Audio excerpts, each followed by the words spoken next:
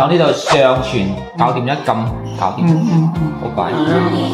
仲有啊，嘅保險啊，係咁樣嘅，你要保險生效啊，當我生效佢先批嘅。如果你嘅保險未生效咧，佢港車北上我哋唔審批嘅。係啊，冇錯。好多人唔識嘅，要買咗先啊，係啊，我個女同我搞咯。而家佢有啲人咧未生效，佢接翻佢舊年嘅時間未生效咧，佢等唔到啊！我有個客就係咁樣啦，佢向中介度買，見咗佢設置咗佢下個月先生效，即係佢保險提前買一個月，但係佢下個月先生效，佢遲遲都收唔到嗰個仲係港車北上嗰個嘢。係啊，跟住佢部車擺喺我度擺咗幾日，諗下唔對路，特登開上嚟又開翻落去。佢點解中介咁做咧？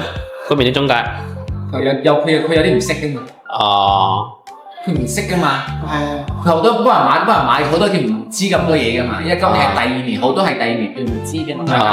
即係香港啲業務員佢可能冇咁熟大陸嘅啲保險嘅。係唔熟噶嘛。真嘅，佢咪明白啦，咪搞到我個客特登揸部車上嚟，跟住我拆咗一半，幫我裝翻又吸翻落去。